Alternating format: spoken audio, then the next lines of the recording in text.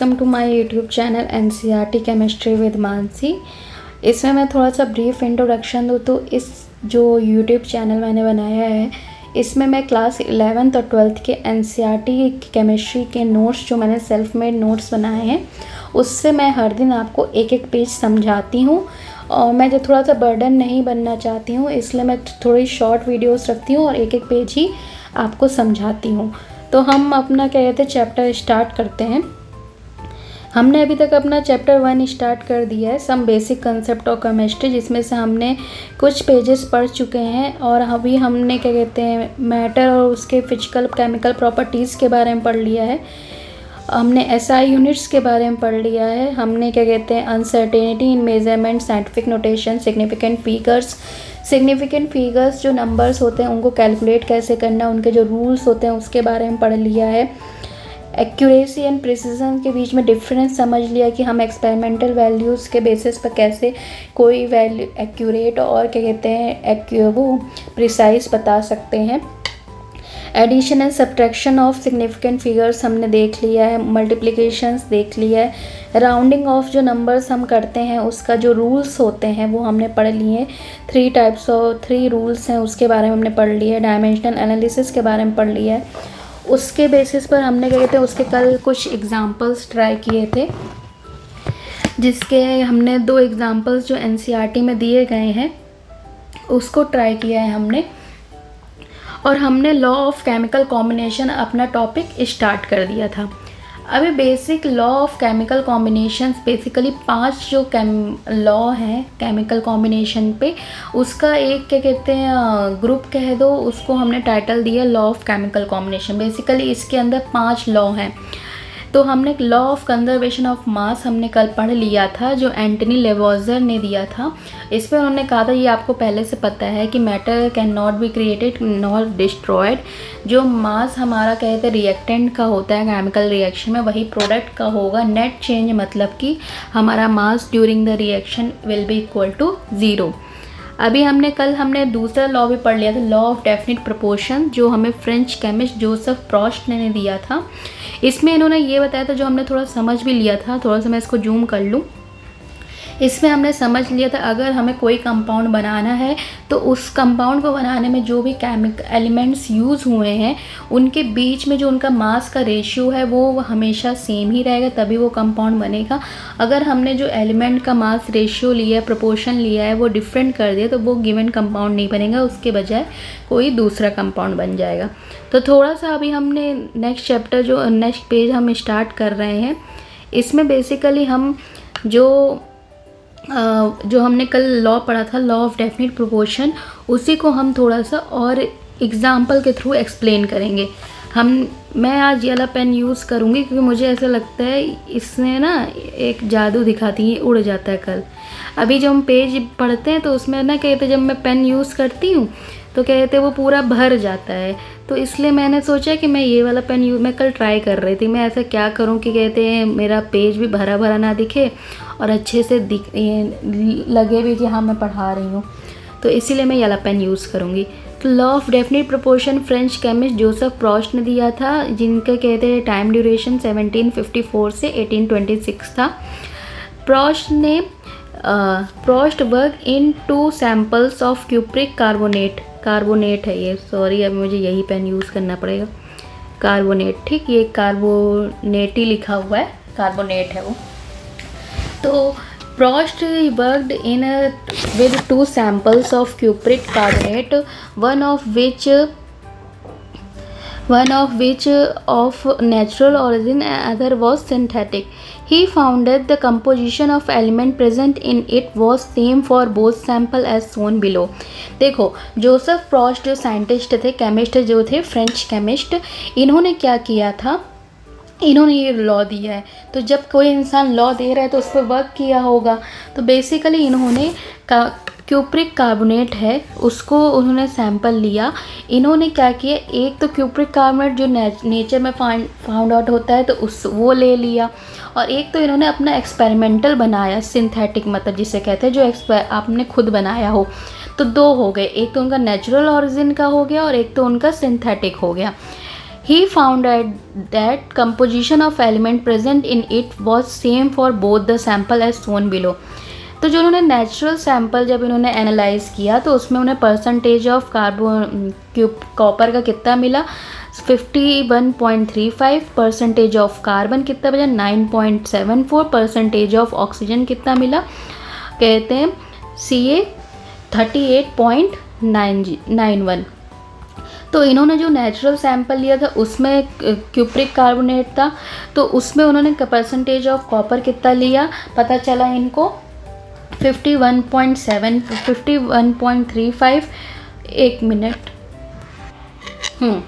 तो इन्होंने हमने पढ़ा प्रॉस जो साइंटिस्ट थे, केमिस्ट जो थे, फ्रेंच केमिस्ट, उन्होंने 2 सैंपल लिए क्यूप्रिक कार्बोनेट का। क्यूप्रिक कार्बोनेट का फॉर्मूला जो होता है केमिकल फॉर्मूला CuCO3, ठीक। CuCO3 जो उनका कहते हैं क्यूप्रिक कार्बोनेट उन्होंने लिया, तो उसमें उन्होंने एक तो नेचुरल सैंपल लिया जो हमारा कहते हैं नेचर में फाउंड आउट होता है, और एक उन्होंने खुद बनाया। तो जब इन्होंने इसको एनालाइज किया तो उनको पता चला परसेंटेज ऑफ कॉपर 31 क्यों बोल रही हूँ 51.35, percentage of carbon 9.74, percentage of oxygen 38.91। फिर इन्होंने सिंथेटिक जो सैंपल अपना बनाया था उसमें उन्होंने क्या कहते हैं कॉपर और ऑक्सीजन और कार्बन का कहते हैं इन्होंने परसेंटेज फाइंड आउट किया, तो उसमें भी उन्होंने सेम परसेंटेज मिला 31 क्यों मैं बोल रही हूँ मुझे समझ नहीं आ रहा है 51.35, 9.74, 38.91।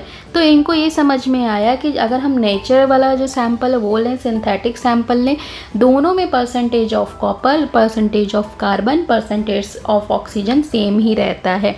मतलब कि इन्होंने फिर ये कंक्लूड किया, thus he concluded that irrespective of the source a given compound always contain same elements combined together in the same proportion by mass. It is sometimes also refers to as law of definite composition, law of definite composition। तो इन्होंने basically यही बताया कि हम कोई भी एक अगर हम गिवन कंपाउंड लेते हैं, चाहे वो नेचुरल सोर्सेस लें चाहे कहीं से भी लें, तो उसके बीच में क्या कहते हैं जो परसेंटेज एलिमेंट्स के बीच में जो परसेंटेज मास का होता है वो हमेशा सेम ही रहेगा। इसीलिए इसको लॉ ऑफ डेफिनेट कंपोजिशन, मतलब कि जो कंपाउंड बना है उसके लिए जो एलिमेंट यूज़ किए गए हैं उसका कंपोजिशन हमेशा डेफिनेट ही रहेगा, सेम ही रहेगा, फिक्स्ड रहेगा, और उनके बीच में जो मास का प्रोपोर्शन है वो भी डेफिनेट रहेगा, फिक्स्ड रहेगा, सेम ही रहेगा, ठीक। तो ये हमने क्या कहते हैं सेकेंड लॉ पढ़ लिया, लॉ ऑफ केमिकल प्रोपोर्शन। अब हमारा जो थर्ड लॉ है लॉ ऑफ मल्टीपल प्रोपोर्शंस। एक तो हमने law of definite proportion second law पढ़ा था, अब थर्ड लॉ है लॉ ऑफ मल्टीपल प्रोपोर्शन। थोड़ा सा मैं जूम कर लूँ। ये लॉ हमें डाल्टन ने दिया था 1803 में। डाल्टन जो साइंटिस्ट थे उन्होंने 1803 में लॉ ऑफ मल्टीपल प्रोपोर्शन हमें लॉ प्रेजेंट किया था। इसमें उन्होंने क्या बताया, if two elements are combined to form more than one compound, the mass of one element that combine with fixed mass of other element are in the ratio of small whole number।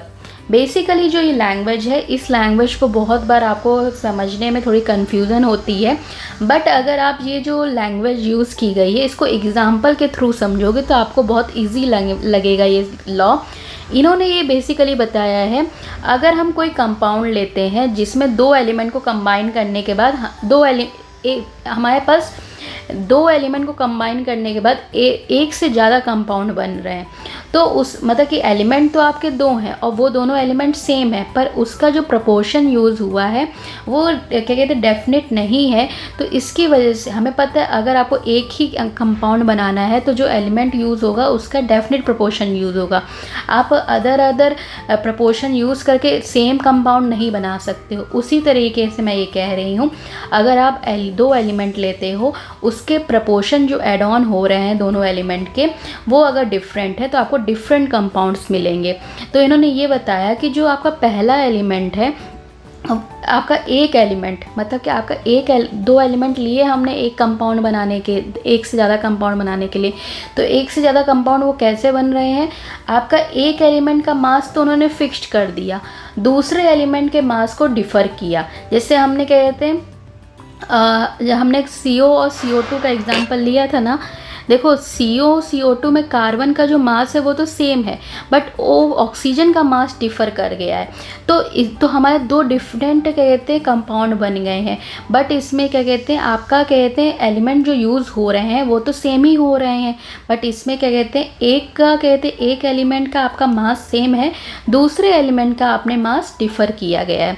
तो उन्होंने ये बोला कि आप एक element का मास तो जो फिक्स्ड रख रहे हैं और एक एलिमेंट जो उससे ऐड ऑन हो रहा है उसका मास डिफ़र कर रहा है। तो जिस एलिमेंट का मास डिफ़र कर रहा है उन दोनों एलिमेंट, वो एलिमेंट का जो मास आपका डिफ़र कर रहा है, एक में आप कहते हैं कार्बन का एक ऑक्सीजन ले रहे हो और दूसरे में आप कंपाउंड में ऑक्सीजन के 2 एटम ले रहे हो, तो एक ऑक्सीजन का मास कितना होता है 16 ग्राम और 2 ऑक्सीजन का मास कितना हो गया 32 ग्राम। तो आपका 16 और 32 के बीच में जो रेशियो आ रहा है, 16 और 32 को रेशियो को आप कट आउट करते हो, सिंप्लीफाई करते हो तो 1:2 आएगा, इसमें तो 1:2 आएगा। तो ये आपका सिंपल होल नंबर बता रहा है, स्मॉल होल नंबर बता रहा है। तो उसका सेम ही यही है कि आपने एक का तो मास फिक्स रखा, जो दूसरा एलिमेंट जिसका मास डिफ़र कर रहा है उसके अगर दोनों मासेस का आप कहते हैं उसी एलिमेंट के जो 2 मास यूज़ हो रहे हैं, अगर आप उसका कहते हैं रेशियो निकालते हो, मतलब उसको सिंप्लीफाई करते हो, तो जो रेशियो आएगा वो सिंपल होल नंबर आएगा। हमने तो यहाँ पर कार्बन मोनोऑक्साइड और कार्बन डाइऑक्साइड का एग्जाम्पल लिया, पर NCERT में जो एग्जाम्पल समझाया गया वो भी मैं आपको समझा दे रही हूँ। इसको मैं थोड़ा सा रफ कर दूँ क्योंकि ये आपको फिर भरा भरा पेज लगता है। Hydrogen combined with oxygen to form 2 compounds mainly water and hydrogen peroxide. हमें पता है हाइड्रोजन और ऑक्सीजन को हम मिलाते हैं तो वो वाटर फॉर्म आउट करता है, और अगर हम हाइड्रोजन और ऑक्सीजन को मिलाएं तो हमारा हाइड्रोजन परऑक्साइड भी फॉर्म होता है। तो इसमें क्या कहते हैं, इसमें ये आपका H2O हो गया और इसका हाइड्रोजन परऑक्साइड का केमिकल फॉर्मूला होता है H2O2। ठीक, इसमें हाइड्रोजन के तो 2 ग्राम यूज़ हुए हैं, हाइड्रोजन के देखो 2 एटम्स यूज़ हुए हैं और एक हाइड्रोजन एटम का मास कितना होता है 1 ग्राम। अब आप 2 एटम यूज़ कर रहे हो तो आपका हाइड्रोजन कितना मास यूज़ हो रहा है 1 × 2 मतलब 2 ग्राम। ऑक्सीजन का एक ही एटम यूज़ हो रहा है तो उसका मास हम कितना लेते हैं ऑक्सीजन का 16 ग्राम। तो आपका जो वाटर बन रहा है तो उसका मास कितना हो जाएगा 2 + 16 18 ग्राम। आप अगर इसको कंबाइन एड ऑन भी ना करो और वाटर का अलग से मॉलिक्यूलर मास निकालो तो उसका H2 का 2 ग्राम हो जाएगा। ऑक्सीजन एक ही एटम यूज़ हुआ तो वो 16 ग्राम हो जाएगा, 2 + 16 18 ग्राम। ठीक, और हमने जो पहला लॉ पढ़ा था अगर उसके हिसाब से देखें तो law of conservation of mass, जितना मास आप क्या कहते हैं रिएक्टेंट का यूज़ करोगे उतना ही मास आपका बनेगा भी, फॉर्म्ड भी होगा, क्योंकि जो नेट चेंज होता है किसी भी केमिकल रिएक्शन में मास का वो इक्वल टू 0 होता है। तो अगर उसके हिसाब से देखें कि हमारा रिएक्टेंट में कितना मास यूज़ हो रहा है 2 + 16 18 ग्राम, तो हमारा जो प्रोडक्ट भी बनेगा वो 18 ही ग्राम का बनेगा। इतना आपको समझ में आ गया? इसको मैं थोड़ा सा क्लियर कर दूँ। तो अगर अब हम इसी लॉ में वापस आते हैं। हाइड्रोजन और ऑक्सीजन का हमने कहते हैं हाइड्रोजन को 2 एटम यूज़ किए, ऑक्सीजन का एक ही एटम यूज़ किया, 2 ग्राम + 16 ग्राम यूज़ किया तो 18 ग्राम हमारा वाटर बन गया। अभी हमने हाइड्रोजन का तो 2 एटम लिए, ऑक्सीजन के भी 2 एटम लिए, हाइड्रोजन के 2 एटम यूज़ किए, मतलब एक एटम हाइड्रोजन का मास कितना होता है 1 ग्राम। अब हम 2 एटम यूज़ कर रहे हैं तो 2 ग्राम उसका मास हो जाएगा। ऑक्सीजन का एक एटम का मास हमें पता है 16 ग्राम। अब अगर हमने ऑक्सीजन के 2 एटम यूज़ किए तो उसका मास कितना हो जाएगा 32 ग्राम। अभी इसका और इसका ऐड ऑन करोगे तो आपका जो प्रोडक्ट में मास आना चाहिए वो 34 ग्राम आएगा। ठीक, 32 + 2 कितना हो जाएगा 34। Law of conservation of mass भी इसमें रूल देखो, हम यही है हमारी टीचिंग का मेथड, जो हम पुराना पढ़ चुके अगर हम उसको पूरी ही तरीके से छोड़ देंगे तो वो हमारे दिमाग में नहीं रहेगा। हमको उसको अपने दिमाग में रखना है तो हमें क्या करना पड़ेगा, उसको टाइम टू टाइम यूज़ करना पड़ेगा, जहाँ कंसेप्ट वो लग रहा है उसको फाइंड आउट करना पड़ेगा। इसमें हमें ये पता नहीं चल रहा था कि इसमें हम ये कंसेप्ट लगा सकते हैं, पर हमने क्या कहते हैं उसको रिवाइज करने के लिए मैंने उस कंसेप्ट को भी आपको यहाँ यूज़ कर लिया, तो वो अब आपके दिमाग में बैठ जाएगा। हाइड्रोजन पेरोक्साइड बनेगा H2O2। अब देखो हाइड्रोजन का तो मास सेम रहा, जैसे इसमें एक की डेफिनेशन क्या ली, fixed mass of other element, इसमें fixed mass of one element लिया गया। जो ऑक्सीजन जो दूसरा एटम यूज़ हो रहा है उसका मास डिफर कर रहा है, तो इस पर उन्होंने बताया कि जिस एलिमेंट का मास डिफ़र कर रहा है, तो वो जो एलिमेंट के मास जो डिफ़र कर रहे हैं, अगर हम उसका कहते हैं रेशियो लेते हैं 16:32 कर रहे हैं, तो उसका जो सिंप्लीफाई करने के बाद आंसर आएगा वो सिंपल होल नंबर आएगा 1:2।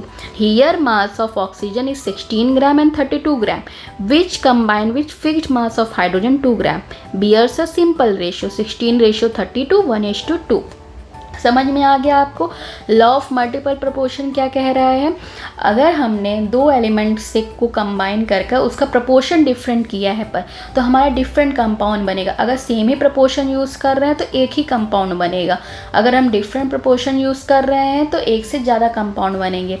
तो अगर हमने एक एलिमेंट के क्या कहते हैं मास को सेम रखा, फिक्स्ड रखा, और जो दूसरा एलिमेंट जो उससे कंबाइन कर रहा है उसका मास हमने क्या कहते हैं डिफरेंट रखा, तो हमारा जो कहते हैं जिस एलिमेंट का मास हम डिफ़र कर रहे हैं, अगर हम उसके जो मास यूज़ किए गए हैं उसका रेशियो निकालेंगे, तो उसको सिंप्लीफाई करने के बाद जो आंसर आएगा वो सिंपल होल नंबर रेशियो आएगा। ये आपको लॉ ऑफ मल्टीपल प्रोपोर्शन में बताया गया है, जिसको डाल्टन ने 1803 में दिया था। अब आपको ये थर्ड लॉ हो गया। अब आपका कहते हैं फोर्थ लॉ आता है गे-लुजैक लॉ ऑफ गैसियस वॉल्यूम। इसको मैं थोड़ा सा डिफरेंट कलर ही यूज़ कर लेती हूँ, थोड़ा सा आपको समझने में अच्छा भी लगेगा। गे-लुजैक लॉ ऑफ गैसियस वॉल्यूम, इसमें अभी हमने जो नाम है ना, मैंने आपको स्टार्टिंग के ही पेजेस में बताया था कि अगर हम कोई भी टॉपिक पढ़ते हैं ना, तो सबसे पहले उसका टाइटल पढ़ते हैं। टाइटल में ही आपको जो साइंटिस्ट और केमिस्ट हैं वो अपनी हिंट छोड़ देते हैं उस टाइटल में ही कि आप क्या कहते हैं उसमें टॉपिक में क्या पढ़ने वाले हो। जैसे इन्होंने गे-लुजैक लॉ जो है, तो उन्होंने पता चलेगा गे-लुजैक ने ये लॉ दिया था। इन्होंने गैसियस वॉल्यूम पर इस पर रिसर्च करी गई है। देखो ये साइंटिस्ट का नाम पता चल गया, गे-लुजैक ने दिया था। अब इसको हम पढ़ते हैं।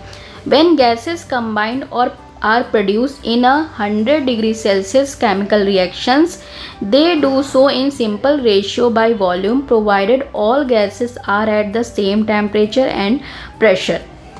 इन्होंने ये बोला जब हम गैसेस की बात करते हैं तो हमें पता है गैसेस हमारा कहते हैं वॉल्यूम के बेसिस पर रिएक्ट करते हैं, उसमें हम मास को इतना कंपेयर नहीं करते हैं जितना हम वॉल्यूम लेते हैं उसका, क्योंकि हमें पता है कि गैस का कहते हैं वॉल्यूम थोड़ा ज़्यादा होता है, क्योंकि वो होते हैं एक जगह फिक्स्ड रहकर नहीं, उनके पास इंटरमॉलिकुलर फोर्स ऑफ अट्रैक्शन बहुत ही क्या कहते हैं कम होता है, तो वो बहुत भागते हैं, तो उनका वॉल्यूम ज़्यादा होता है। तो हम लोग वॉल्यूम को जब भी हम गैसेस की बात करते हैं तो हाँ हम उसको वॉल्यूम के थ्रू मेज़र करते हैं। तो उन्होंने यही कहा, जो हमने डेफिनेट प्रोपोर्शन में बात करी थी, वैसे ही गे-लुजैक ने गैसेस में बताया कि जो गैसेस हम रिएक्ट कर रहे हैं किसी भी केमिकल रिएक्शंस में, जो गैसेस कंबाइन कर रही हैं और प्रोड्यूस हो रही हैं किसी भी केमिकल रिएक्शन में, वो सिंपल रेशियो बाय वॉल्यूम में कंबाइंड होती हैं, और वो गैसेस जो हम कंबाइन करते हैं वो उनका टेम्परेचर और प्रेशर सेम रहता है। उनका कहते हैं जो गैसेस हमारी रिएक्ट कर रही हैं उनका कहते हैं वॉल्यूम, प्रेशर और जो टेम्परेचर रहेगा वो जो सेम रहेगा, मतलब कि जिस कंडीशन में कहते हैं ये रिएक्शन हो रही हैं गैसेस के बीच में, उनका टेम्परेचर और प्रेशर सेम रहेगा, वॉल्यूम के बेसिस पर वो रिएक्शन करती हैं। अभी हम एग्जांपल देते हैं। 100 ml of hydrogen combined with 50 ml of oxygen to give 100 ml of water vapour.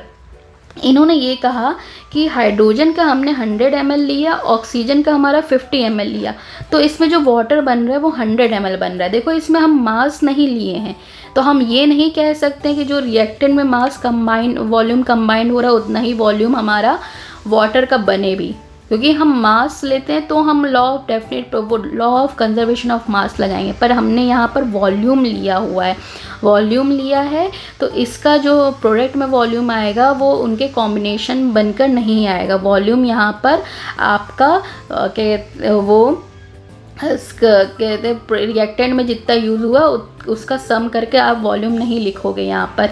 तो उन्होंने बस यही कहा है जो भी हम कहते हैं गैसेस कंबाइन करते हैं तो वो कॉम्बिनेशन जब करते हैं तो उनका टेम्परेचर और प्रेशर सेम रहेगा गैसेस का। दोनों गैसेस जो यूज़ हो रही हैं हाइड्रोजन और ऑक्सीजन, उनका टेम्परेचर और प्रेशर सेम रहेगा और वो जिस वॉल्यूम में कंबाइन करते हैं उनका जो रेशियो होता है वॉल्यूम का वो एक सिंपल रेशियो होता है। 100/50 करोगे तो उसका रेशियो क्या आएगा 1/2 नहीं आएगा, 2/1 आएगा ना। तो इस पे उन्होंने यही कहा कि इनका जो रेशियो आएगा वॉल्यूम का वो एक सिंपल होल नंबर रेशियो आएगा। तो ये आपको समझ में आ गया। गेज-लुसेक लॉ आज हमने पढ़ लिया गैसेस वॉल्यूम का। हम गैसेस की जब बात करते हैं तो हम वॉल्यूम का कंसिडर करते हैं, मास को इतना कंसिडर नहीं करते हैं। तो गेज-लुसेक सर ने यही किया था। उन्होंने गैसेस की जब बात करी तो उन्होंने वॉल्यूम का यूज़ किया और वॉल्यूम के बेसिस पर उन्होंने ये बताया कि जो भी गैसेस हम कंबाइन कर रहे हैं उन गैसेस का जो वॉल्यूम लिया जा रहा है उनका जो रेशियो है वो सिंपल रेशियो रहेगा और वो गैसेस का reaction same temperature and pressure में होगा। तो आज हमने कहते हैं लॉ ऑफ डेफिनेट प्रोपोर्शन पढ़ लिया है, लॉ ऑफ मल्टीपल प्रोपोर्शन पढ़ लिया है, गेज-लुसेक लॉ ऑफ गैसेस वॉल्यूम पढ़ लिया।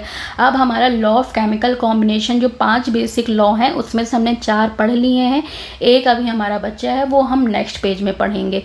ठीक है, तो आज हमारा एक पेज हो गया है कंप्लीट। तो अगर आपको कोई भी डाउट हो तो आप कमेंट सेक्शन बताना, और अगर आपको कुछ भी इम्प्रूवमेंट भी लगे कि मैं ये कर सकती हूँ वो सजेशंस भी मुझे देना, और थोड़ा सा आप इंटरेक्ट करोगे मुझे तो मुझे और मोटिवेशन मिलेगी। Thank you for watching. Please like share and subscribe. Thank you.